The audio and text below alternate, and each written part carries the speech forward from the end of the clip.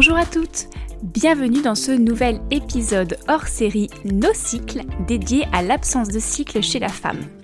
Un format d'épisode conçu pour les femmes souffrant d'aménorrhée secondaire par des femmes souffrant ou ayant souffert également de cette absence de cycle.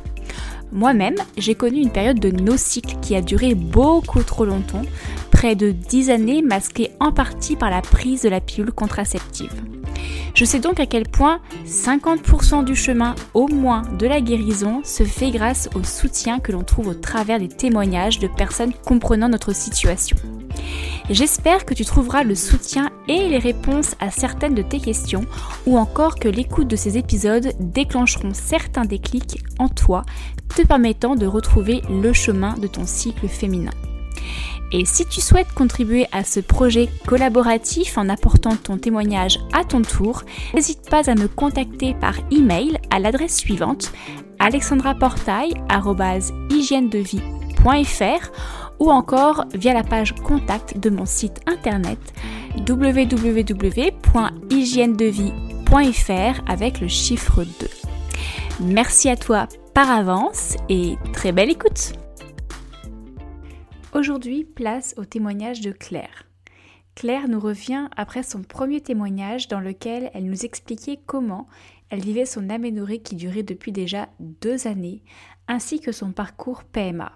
Car oui, Claire avait le profond désir de devenir maman. Tu peux d'ailleurs retrouver son histoire dans l'épisode Nos cycles numéro 9. Aujourd'hui, elle nous délivre un message plein d'espoir. Claire a en effet retrouvé son cycle naturel et même plusieurs cycles. C'est avec sincérité qu'elle partage ses sensations lorsqu'elle a découvert que son cycle était revenu, mais aussi ses craintes actuelles qui persistent. Claire a mis plein de choses en œuvre pour se reconnecter à son corps et à son cycle, et elle ne se prive pas de nous offrir tous ses précieux conseils.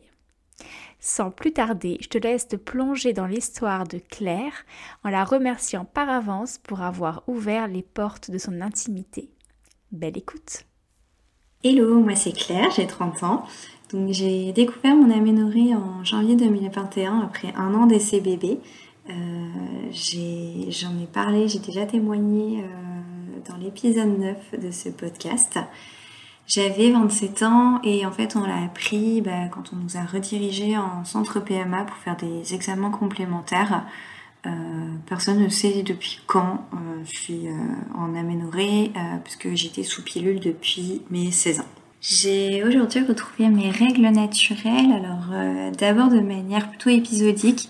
Donc une première fois en octobre 2022, alors c'est assez drôle parce que c'était le jour d'une opération, je me faisais opérer du pied ce jour-là et j'étais assez soulagée parce que j'étais très fatiguée. On sortait aussi une semaine avant, on avait changé de centre, on était parti dans une clinique pour notre première FIV et on était assez rassurés et du coup c'est vrai qu'à cette période-là j'étais assez soulagée. Donc je pense que j'étais épuisée et ce repos forcé était plutôt le bienvenu, donc je pense qu'il n'y a pas trop de hasard en tout cas pour ce premier cycle naturel. Et ensuite j'ai eu mes règles donc une deuxième fois début mars 2023, donc là c'était entre 2 FIV. Alors à ce moment-là, je commençais à aller un peu mieux après l'échec de la première FIV en décembre 2022. Je retrouvais la forme et je savais que une deuxième ponction allait arriver quelques semaines après, mais je l'envisageais plutôt de manière différente. J'étais un peu plus sereine que la première fois. Et du coup, j'ai eu mes règles, je ne sais pas si c'est lié, mais j'ai eu mes règles 2 semaines avant de reprendre les traitements. Et ensuite, j'ai eu donc un 3e cycle naturel, donc cette fois-ci début juin 2023, 3 mois après du coup l'échec de la 2e FIV. Là, j'en suis du coup à mon 6e cycle naturel consécutif, donc avec des cycles de plus en plus réguliers.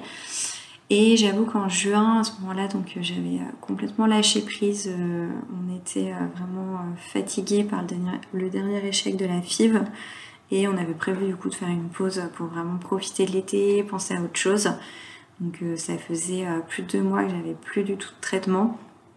Mon corps allait quand même beaucoup mieux, j'étais enfin vraiment reposée, je faisais moins d'insomnie, j'étais de meilleure humeur et j'avoue que ça m'était pas arrivé depuis très très longtemps en tout cas d'être aussi sereine dans ma vie et dans mon corps.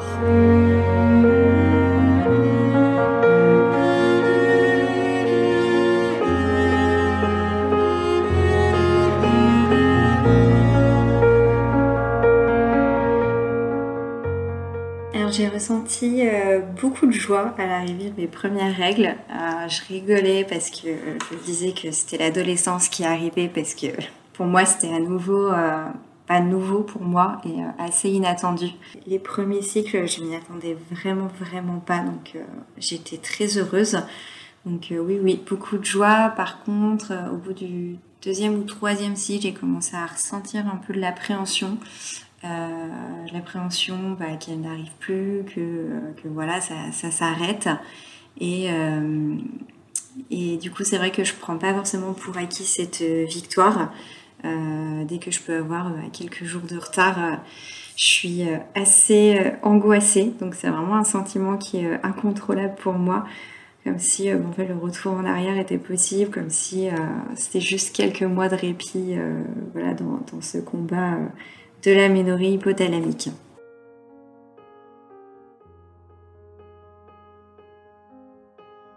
C'est difficile de vraiment trouver la cause de cette aménorrhée et dire ce qu'il a vraiment engendré, parce qu'on ne sait pas quand ça a commencé. Donc je pense que c'est un tout, c'est vraiment plein de choses, mis bout à bout. À la fois un choc émotionnel qui soit plus ou moins grand, sûrement peut-être un peu trop de sport, versus mon alimentation qui n'était pas forcément adaptée. Je me reposais jamais, même quand j'étais épuisée, plein de petites contrariétés que j'ai dû mettre de côté. Et je me rends compte que j'avais aussi un rapport avec mon corps qui était assez compliqué. Je me trouvais jamais assez bien, jamais assez musclée, jamais assez fit. Et je pense que ça n'a pas forcément aidé.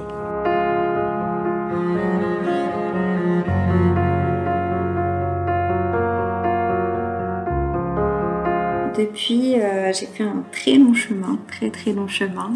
Donc ça a commencé avec ce désir d'enfant qui n'arrivait pas. Donc au début, j'ai plutôt travaillé là-dessus parce qu'en fait, c'est mon objectif ultime.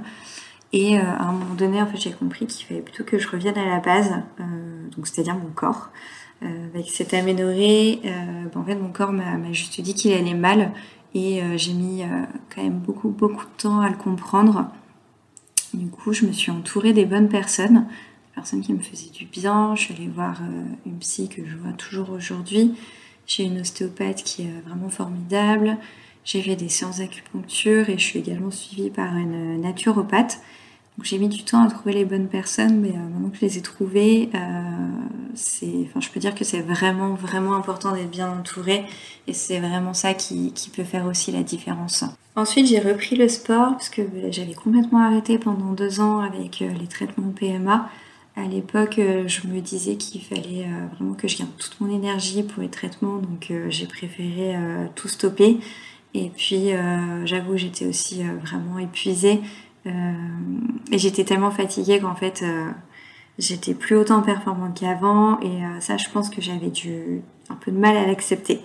Du coup j'ai repris le sport mais vraiment juste pour le plaisir quand j'avais la forme et pas forcément parce qu'il le fallait et j'avoue que ça m'a fait le plus grand bien. Je me suis mise au yoga aussi avec une prof une fois par semaine. Et ça, c'est vraiment un moment dans ma semaine où ça me permet de m'apaiser, de me calmer. Et je pense que ça a pas mal d'effets bénéfiques sur mon stress et toutes mes angoisses.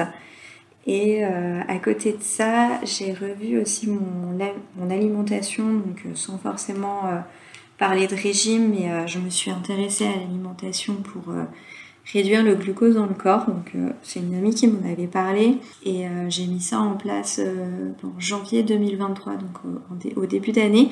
Et je pense que ça a vraiment eu un effet bénéfique sur le retour de mes cycles.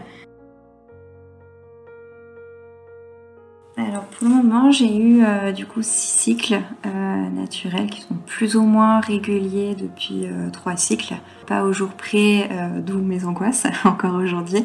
Mais je veux rester optimiste et me dire que je suis sur la bonne voie pour retrouver un corps enfin normal et beaucoup plus apaisé qu'avant. Aujourd'hui, j'ai un rapport plus clément vis-à-vis de mon corps. Comme je le disais tout à l'heure, je me trouvais toujours quelque chose de négatif avant et indirectement, je pense que je me faisais un peu de mal. Et aujourd'hui, j'ai appris plutôt à écouter mon corps, à ralentir quand il le fallait, ou du moins quand c'était possible pour moi de ralentir. Je suis assez reconnaissante en tout cas de tout ce que mon corps a supporté jusque-là. Parce que 2 ans et demi de traitement PMA non-stop, c'est vraiment éprouvant pour un corps. Et aujourd'hui, il est encore assez fort pour retrouver un cycle naturel, pour reprendre le sport. Cet été, j'ai fait des triathlons par exemple, et j'avoue que ça a été pour moi une énorme revanche d'être allée au bout, parce qu'il y a encore un an, j'en aurais été incapable. Alors même si c'est encore dur pour moi de ne toujours pas être enceinte, je me dis qu'il faut un temps pour tout et je suis déjà fière du chemin que j'ai parcouru depuis presque 4 ans. Alors si j'avais un conseil à partager aux femmes qui souffrent actuellement d'aménorrhée, je voudrais vous dire qu'il faut vous faire confiance déjà, parce qu'il n'y a que vous qui pouvez savoir ce qui est vraiment bon ou pas pour votre corps. L'aménorrhée, c'est pas quelque chose qui est irréversible et votre corps vous parle et a envie de vous dire que quelque chose cloche. Faut trouver les choses qui peuvent vous apaiser, qui peuvent vous faire du bien. C'est important de s'entourer des bonnes personnes et de fuir également ce qui peut être toxique ou malveillant pour vous. Au tout début, j'avais vu une sage-femme qui m'avait dit plus ou moins les mêmes choses, qui m'avait conseillé de prendre du temps pour moi, de me reposer, etc. Et que mes règles allaient revenir. J'avoue que je lui ai un peu ri au nez et finalement elle n'avait pas complètement tort. C'est juste que ça prend un peu plus de temps. Selon les personnes, ça prend plus ou moins du temps. Il faut être patient. Et je pense que c'est important aussi de savoir ce que c'est l'aménorrhée hypothalamique, savoir que ça existe. Parce que moi, quand on m'en a parlé, ça m'est un peu tombé dessus et j'en avais jamais entendu parler. Et du coup, ça m'a pris du temps de comprendre ce que c'était et comment mettre des choses en place pour aller mieux. Et donc oui, on n'en parle pas assez et ça peut avoir des conséquences sur plein de choses au-delà du fait de ne plus avoir ses règles. Donc faites confiance à votre corps, c'est vraiment votre meilleur allié. Alors écoutez-vous, prenez soin de vous et c'est vraiment le plus important.